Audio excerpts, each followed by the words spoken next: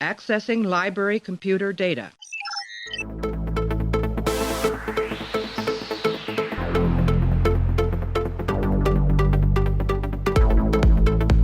And to make sure that history never forgets the name Enterprise. Hey everybody, welcome to the Pensky Podcast. You haven't tuned in before. This is a podcast where we are running through all 178 episodes of Star Trek The Next Generation, giving our thoughts and feelings about each and every one. And right now we're up to episode 17 of season 7. It's called Masks. It was directed by Robert Weimer, written by Joe Menosky, and it aired back on February 21st, 1994. An alien archive, initially appearing as a rogue comet because of accumulated matter, transforms the Enterprise as well as adapting Lieutenant Commander Data for a reenactment of its culture's mythology.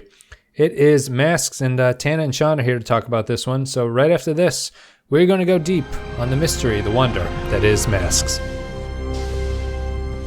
Maybe we'd better talk out here. The observation lounge has turned into a swamp. So, what's our status? Well, so far, the archive has transformed about 20% of the ship. We've lost main propulsion and the weapons systems in the process. What about communication, sensors, life support? We have communications and limited sensor control. Life support seems to be unaffected. I've analyzed the alien plant forms. They've developed from biological matter we have on the ship. The stone, the artifacts, are made much the same way, extrapolating from the ship's own alloys. Apparently, the archive can reorder and transform molecular structure, including DNA, into anything it wants. So it's using our ship, our alloys, our DNA to create elements of its own culture. But why is this happening? What does the archive hope to accomplish? Well, whatever the intent that lies behind its process, I'm not going to permit this ship to be turned into an alien city. I'm sorry that we had to record in this Skype chat room. The other one has turned into a swamp. Guys, how are you? And it's Tana and Sean.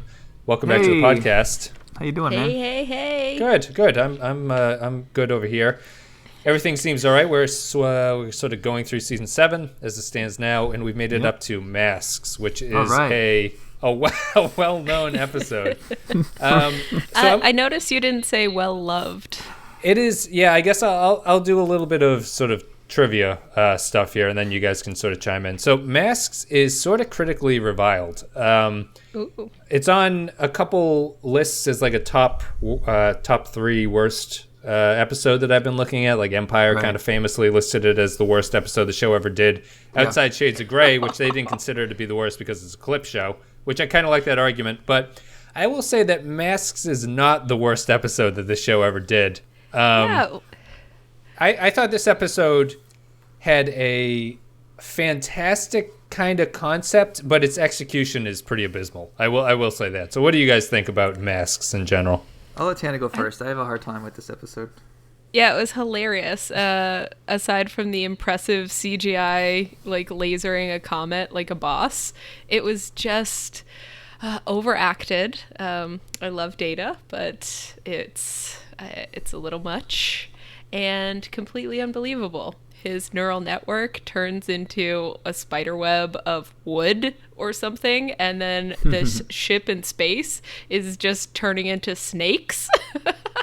Snakes on a plane. Yeah. Snakes on, yeah, totally. Snakes on a plane. And like the thing that I'm hoping we talk about is how oddly calm Picard and the crew is about this. Like they're fine with their ship that they need to survive on just turning into stone.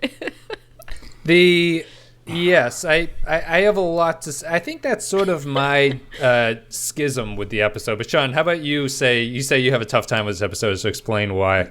Yeah, I mean, technologically, I never understood how an ancient civilization can hijack data and then hijack the ship. I don't think it offers a lot of acting capability. I mean, acting opportunity for the cast.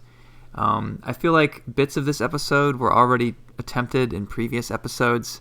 You know, how many times can Data have a ghost inside of him? And then this gets into Clay's whole thing where Data's way too powerful and there's no checks and balances on him yet again.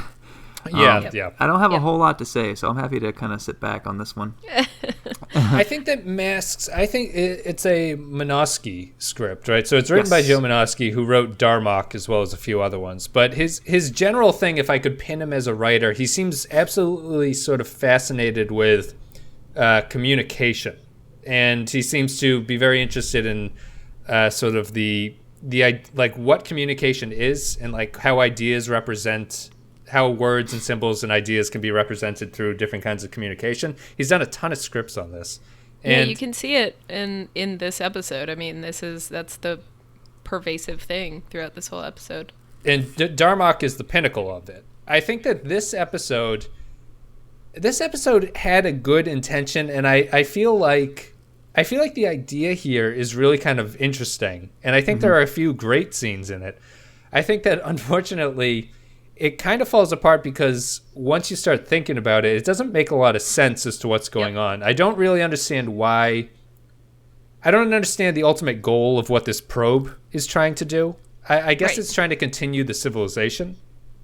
But it's never clear.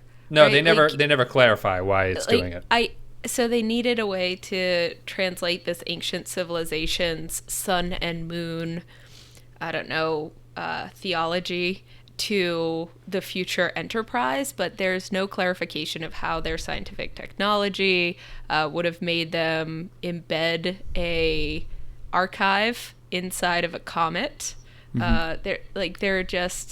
There's so many holes, but that's the thing with Star Trek. Like, there's a lot of holes. There's a lot you're asked to just sort of accept as true. And I think in cases like this, it gets in the way of your enjoyment because you can't actually get around the fact that the ship would no longer function. Like, life support and being able to fly through space would not function if everything turned into snakes or rocks or Jurassic Park, or a swamp in 10 Forward or whatever it was. Right. I'm sensing there's kind of a pattern with season 7 where they're kind of taking bigger shows, I guess, or bigger ideas about shows. Like this kind of fits that mold. Like the Enterprise is transforming into something else. Yeah. The idea, I was going to say, the idea of having an archive, like an ancient library or an archive that communicates through the ages is, I think, a fascinating idea. But the premise is cool, but the execution leaves so much to be desired. Doctor Who, if you guys are fans, does a really great job of this sort of idea, the same ancient civilization having archived not only all of its knowledge, but its people, and it's sort of encapsulated inside a mystery. And that's another television show, right? That's another serialized TV, but they did it in a way that actually works and is compelling, I think. So the premise isn't terrible. It's just terribly executed here. So let me go ahead, Sean. I mean, do you guys think that there's repetition here? I mean, I felt that the idea of a civilization sort of hibernating and then wanting to redistribute itself somehow felt a lot like the Inner Light. Yeah, the whole idea, it's basically a hostile version of the Inner Light, right? Is the Inner Light the one with the flute? Yes. Yeah, Inner Light's the one with the flute, which is one of the best episodes the show ever did. Right. This one, but I think in the Inner Light, the probe, the idea of the probe makes sense. Like the whole point of the probe is said in the episode that you're going to allow the civilization to live on in someone's memory, basically. Right. That way they'll never die. What's happening here doesn't seem to be the case, and it's also confusing to me that, what I mean that it's a great idea. I love the Data turn scene where Jordan, the line Data says, what does it feel like to lose your mind? I think is one of the best lines the show has ever done for some reason. It's really creepy. Yes. And oh, sorry, but that scene when he turns into one of the characters, that's what kind of a problem is. There's way too many characters that Data becomes. But when he says Masaka is waking, I think that's kind of a cool idea. The concept there is cool. It falls apart for me a little bit because the civilization built this probe, right? So they clearly know that what they're programming is the god. So that kind of, to me, says that they can't really possibly believe in this mythology because Right. the only way that the god is existing is because they made a computer program that will make it appear as if the god is appearing, and only if there happens to be an android on the ship that they approach. Right. Yeah. Right. And that's what I mean about, you can't apply any sort of technical knowledge to this and have it stand up. Any sort of pseudoscience to it, or it just crumbles. The masks, the fact that Data recognizes Picard as the moon figure and he's the sun figure. Like, there are some very cool elements, or potentially cool elements, and then they're just either executed poorly or the premise completely falls apart under scrutiny. So, go ahead, Sean. What do you think happened with this final season? To step back a bit, do you think that the Star Trek resources were being spent other places and they just sort of gave season 7 the shaft? I'm trying to figure out what happened, why they dropped the ball so many times. The writers were all being poached off to Deep Space Nine and Voyager at this point. There you go. Ron Moore and Brannon Braga were also creating Generations at this point. And I think the writers' room is really only like 4 writers at this point for the entire season. That would do it. So it's a little bit overworked. Like, and all the scripts kind of have this problem of being half-baked, where it feels like someone just passed in a first draft with like on the deadline. It was like, well, we just have to shoot this at this point. Right. Right. Yeah. I think that it ties into... I think it ties into the problems here where, there's an easy, in my way, to explain what I just considered to be a problem, which is the probe is... They aren't understanding what the probe is trying to say, and the probe is not being hostile to them. It's kind of just trying to show what their mythology is. Mm-hmm. The problem is that the crew on the Enterprise treat everything as if it's deathly serious, which is what Tana said at the start. Right. So when Picard, puts on this mask and starts talking to Data, and I love that Picard's just like, I'll just improv something. It felt like the script was improving at that point. That but was it's one like of the best lines. It feels to me like it's like, why are they trying to treat this as if this is actually a god figure taking over the ship when it's clearly not a god figure at all? They seem to abandon the Next Generation's sort of idea that everything can be explained at some point. Yeah. And there was no panic, like they are floating out in space and their ship, like these artifacts are appearing all over the ship and changing the matter and the DNA of what is surrounding them. And the whole episode, Picard just like a little bit bummed out that he didn't have more time to examine this culture. And I feel like there would be panic. There should have been, they always treated it as kind of like we have all the time in the world to analyze what's going on. And I was like, your ship is turning to stone and you're in the middle of space. I was never more aware during this episode that some of the episodes really highlight the fact that the ship feels deserted with some concepts. Like, this is one of them. It doesn't feel like anyone outside of the main cast is on the ship because so much of the ship is turned into something else and they don't seem concerned about it. Right. Since this is one of my last episodes, and thank you so much for having me as a guest. I was delighted that I got another stellar Geordi interaction with Data. Like, I hate Geordi. I mean, I love him, but he's so terrible at his job. When Data says that line about, what does it feel like to lose one's mind? Geordi's response to that is not scientific. It's not the response of a chief engineer. He's like, dude, you're with me. You're fine. We're gonna be all right. He should just unplug him at that point. I guess he doesn't, but yeah, he's I feel like you just can't unplug Data or something, I guess, at that point. How does this guy that flirts with the computer, like every time he talks to the computer, he's flirting with it. Like, how does this guy become the chief engineer of Starfleet's flagship? How does Geordi get there? What the hell? I can't remember the story. He stayed up all night or something for Picard, and he fixed the engines and made it all good.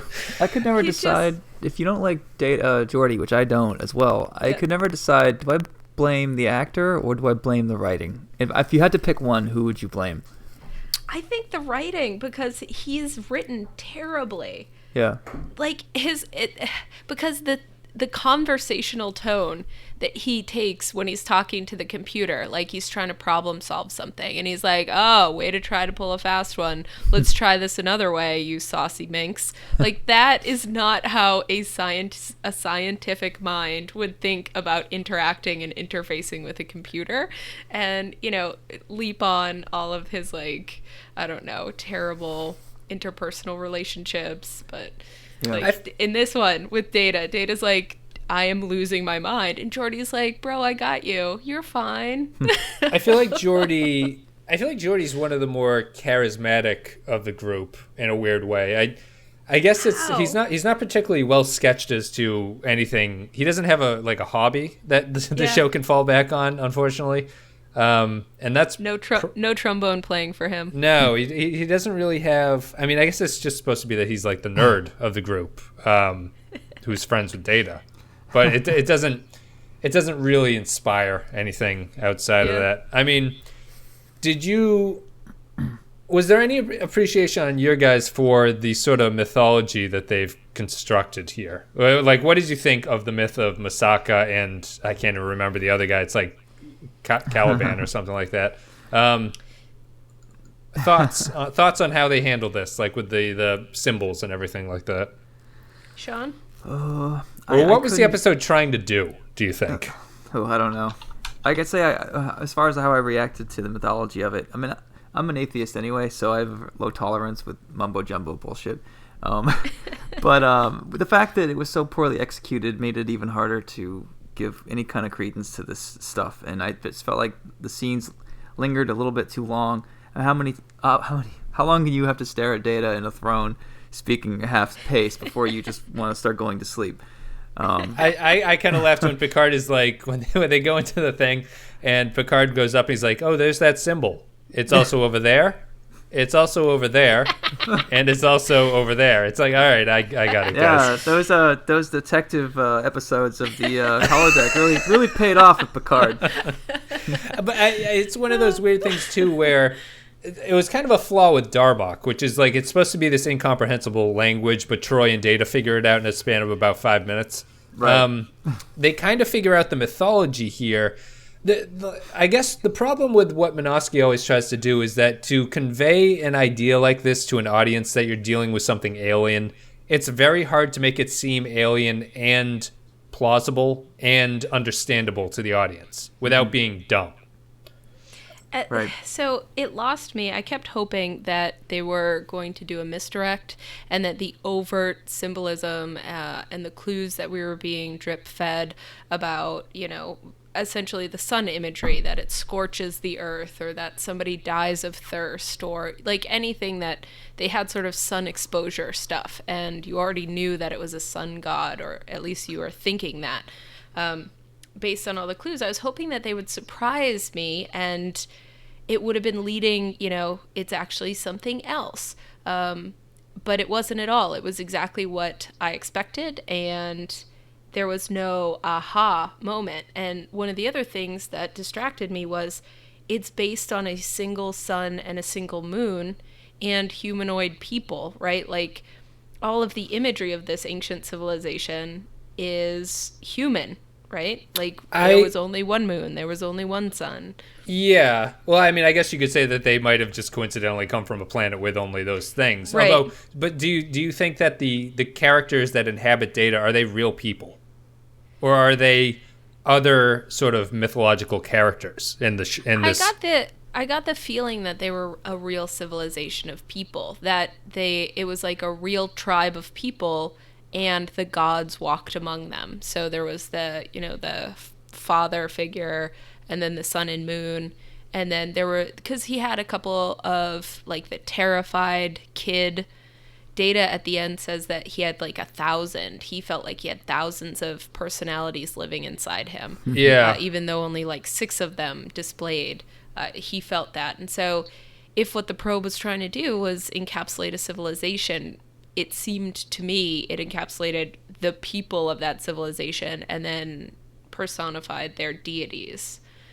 See, I think what I'd argue is that it would have been better for the episode if all of the characters in this, which I'm now kind of leaning to convince myself, when I watched the episode, I thought that they were actual people, very much like Inner Light, like they're the memories of people.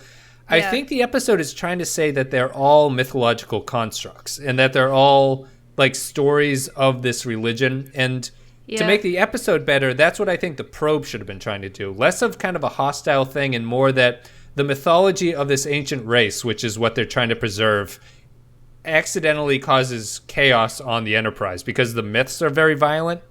Yeah. You know, like much like and there's that one character that's like Loki, you know, the priest Enzo the priest guy, yeah. I feel that would have because that would have been interesting. You could take, you know, stuff from the Bible, and if you placed it into the Enterprise in the sense that it's actually happening, and that would get around the question of why these people built this very advanced structure, but also seem to think that the gods that they programmed into it are real in the first place. Mm-hmm. Yeah, that's a good angle, actually, because you have the sort of zealotous believers, right, of any whatever religion, and you have their object. So, like the Bible, so you'd have floods, and you'd have locusts, and you'd have, you know, genocide, and you'd have all the, like, gory, heavy-duty religious stuff. It is nice to know that not all scientists are science deniers. I'm sorry, not all religious people are science deniers. Damn it, I lost it. Could go either way. I guess Francis Collins is, I think, something of a creationist. He runs the NIH at this point. That's true. Yeah, that's true. But he's a rarity.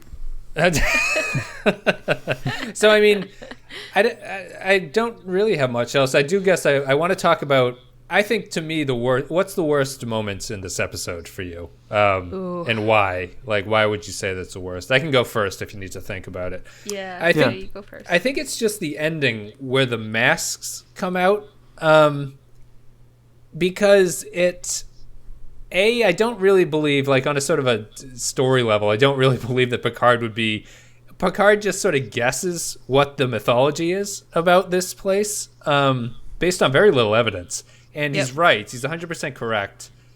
And I don't feel that they earned him being right. And I feel like it's a little bit silly at the end. And I also felt like I got the impression that these two gods were lovers. I don't think the story ever says that, but I kind of imagined that it seemed very sexual when Picard and Data were talking to each other. It did. Data definitely took on sort of the female, like, goddess persona. Right. I just think of a guy pursuing a woman. Like, that seems to be the natural part of that myth, and it doesn't come through whatsoever. But I thought that was the worst just because it was sort of cheesy, a little hokey, and it felt like such a weird solution to the technical problem that they were facing. Yeah. I know my worst part. Go ahead. It's the moment where Picard is talking to Multidata over the little fire in Data's room. Yeah. And Data gets scared and grabs Picard's wrist and crushes it, right? And so Picard's like, ow, you're hurting me. Please let go. And he's like, do you feel pain?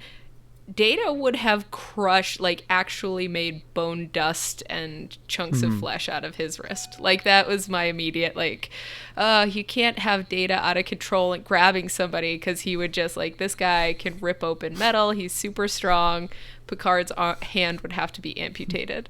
So that's my moment. That's it, Sean. You know, that's actually the episode I want to see, is Data gets possessed and they turn him into a murderous shredding machine, and he goes through the Enterprise, and like the Doctor is following behind him, putting people together quickly.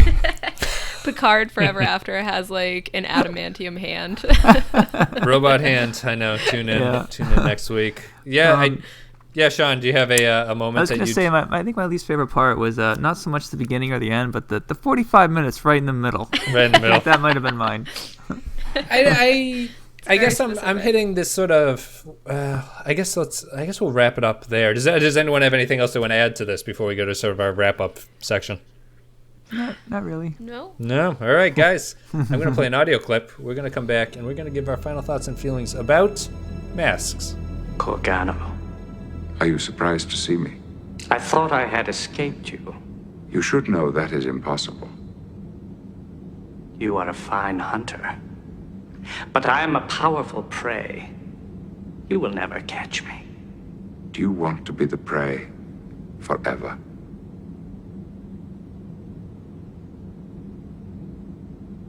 I thought I was alone.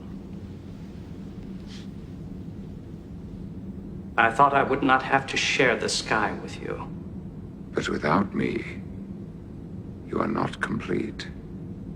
All right, everybody. We're back. We're going to give our final thoughts and feelings about Masks. If you guys are on YouTube, you can vote in the poll. Click the little link in the upper right-hand corner of the video. It'll pull up our scale of 1 to 5. Let me know what you thought about this episode. How about you guys go first? Scale of 1 to 5. You can fight amongst yourselves. Who wants to go first? Tana? I would give this episode, let's see. I'm gonna give it a 2.5. I'll give it a 2.5. 2.5, very solid. Yeah. And I might have given it a 3 because I really enjoyed watching it because it's ridiculous, but I think that undercuts the heart of your rating system.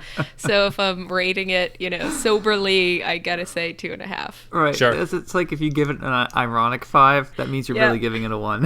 Exactly. Right, yes.